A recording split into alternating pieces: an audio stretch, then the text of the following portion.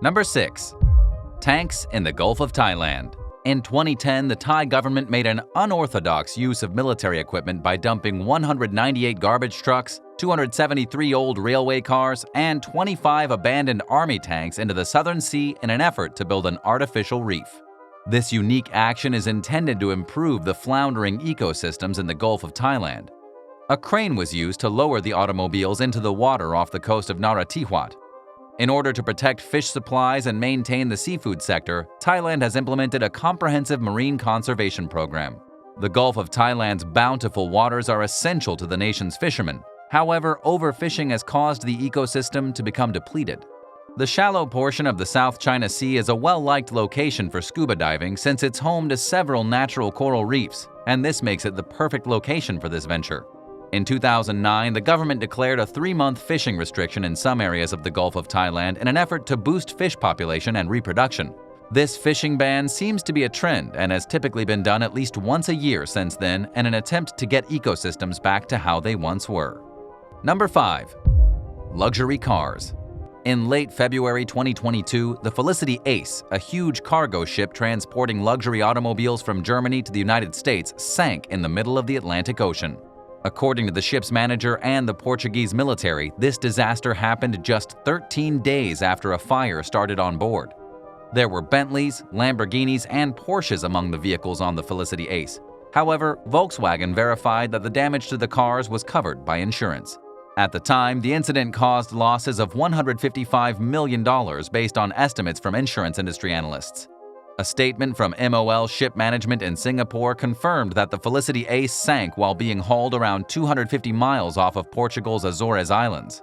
It was also reported that the fire was eventually put out by a salvage crew. The 656-foot vessel had apparently listed to starboard before sinking, as stated by the ship's manager.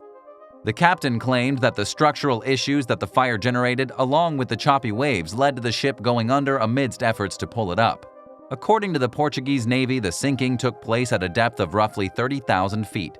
When the fire initially started, a Portuguese Air Force chopper rescued the 22 crew members on board, which sent the boat adrift. Tugboats equipped with firefighting gear hosed the ship down in an effort to cool the ship's hull. The number of automobiles on board the vessel remained unknown, although a ship the size of the Felicity Ace can accommodate at least 4,000 vehicles at one time. The number of cars and the models that were on board were not disclosed by European automakers. However, Porsche clients in the US were contacted by their dealers. Vehicles, both electric and conventional, were being transported by the ship. Although police claim they lack concrete evidence, lithium batteries used in electric cars are suspected to be the source of the fire that broke out on February 16, 2022. Authorities were also concerned that the ship may have contaminated the ocean. 2,000 metric tons of gasoline and 2,000 metric tons of oil were reportedly on board the ship. And although only a small portion of oil was visible above the wreckage site, a Portuguese Navy vessel and an Air Force plane remained at the scene to look for any further signs of pollution. Number 4. $1 Million Point. Using the Vanuatuan island of Espiritu Santo as a base during World War I, the United States military left behind infrastructure projects including roads, houses, and runways when it was abandoned. The millions of dollars worth of things it poured into the water, simply so the French and British couldn't have them, may be its strangest legacy yet. Today, a fortune's worth of military tanks, rifles, and jeeps can be found by scuba divers and snorkelers sitting beneath the waters off the coast of the Pacific Ocean's $1 Million Point. After the attack on Pearl Harbor, the U.S. chose the island of Espiritu Santo in the Vanuatu archipelago as a launch site for its attack against the Japanese in the Pacific. A military supply station, naval harbor, and airfield were all established here. However, a portion of Vanuatu was still a colonized territory at the time by the British and the French. Following the war, the leftover supplies, which included everything from Coca-Cola bottles to weapons, were offered to the French and British for a pitiful 6 cents on the dollar. Although the colonists were operating under the idea that if they declined to purchase the goods, the American soldiers would be compelled to leave them behind for free. This selfish notion did not sit well with the Americans. The military made the hasty choice of transporting all of the cars, supplies, food, clothes, beverages, and other things to a dock on the island's southern shore. In order to offend the British and French, the army then drove all of the vehicles into the sea and used bulldozers to dump the remaining supplies over the dock. They then drove the bulldozers into the sea to ensure that the European nations would never be able to obtain the goods, whether for free or not. Over the course of those 2 days, commodities worth of millions of dollars were completely destroyed and left on the ocean floor, leaving them utterly useless. The native Vanuatuans were startled by the devastation, but they managed to recover what they could once the Americans eventually left. Sadly, because of the dumping, the water was contaminated with debris such as rubber, metal, and other materials. What's the coolest thing you've ever found while swimming in the ocean? Let us know in the comments below and don't forget to subscribe. Number 3. New York City subway cars. The last of the Metropolitan Transit Authority's Brightliners R32 subway cars have all been decommissioned after 58 years of service. The Brightliners, which were known for their gleaming corrugated stainless steel panels, said farewell to New York City earlier this month before being transported by rail to be demolished in Ohio. The majority of the vehicles were retired over 10 years ago, when more than 1,000 of them were transported to coastal regions in Georgia, New Jersey, and Delaware and dumped on the ocean floor. This was apparently part of a scheme to create artificial reefs. Their goal was to promote recreational fishing, which in 2011 brought in a staggering $15 billion in federal and state taxes. Surprisingly, the subway trains were welcomed by the fishing and scuba diving businesses, so the program made sense. Additionally, the MTA avoided spending the millions of dollars necessary to dismantle the trains.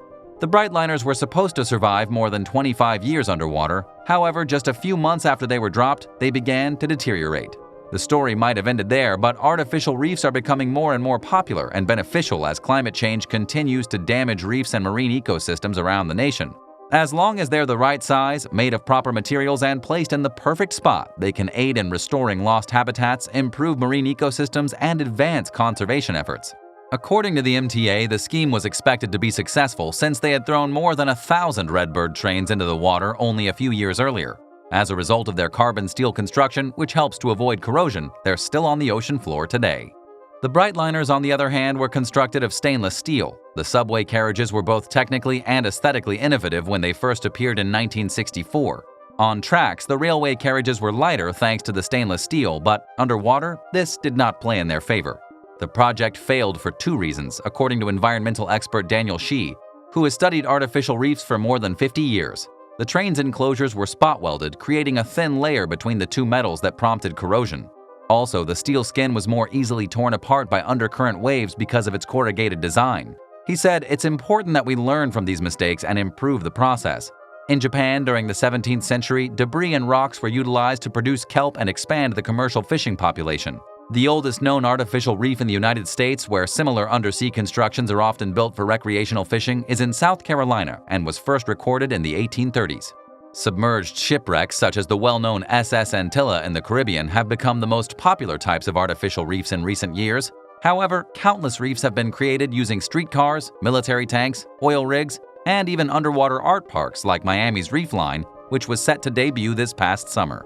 According to Shih, a few conditions must be met for an artificial reef to be effective. The surface area is important because it gives greater room for coral and sponges to grow on them, which provides homes for all kinds of different sea life. Weight is important as well. The heavier something is, the less likely it is to be tossed around by hurricanes and undercurrent waves. This is why tanks have been so successful when used to create artificial reefs. Anything as long as tires aren't involved, including concrete debris, reclaimed culverts, and broken telephone poles will do. For instance, to extend the now famous Osborne Reef, over 2 million passenger tires were bundled up with steel clips and thrown off the coast of Florida in the 1970s. However, when the steel corroded away, millions of tires were released into the ocean, and it's said that Malaysia is still picking them up to this day. Even the highest quality materials may be misused. Off the shore of Maryland, a number of tanks were placed, and they sank right through the soft sediment. Yet, at the bottom of the English Channel, where the ocean surface is harder, World War II tanks haven't moved at all. Everything ultimately boils down to the goal of the artificial reef. They can aid in reclaiming lost habitats when natural reefs are destroyed and can also be employed for conservation. However, as Shih has explained, a lot more thought needs to be going into what we're doing in the ocean. Number 2. Cedar Pride. The Cedar Pride shipwreck is the most well-known dive site in all of Jordan. The vessel was a Spanish cargo ship that was constructed in 1964.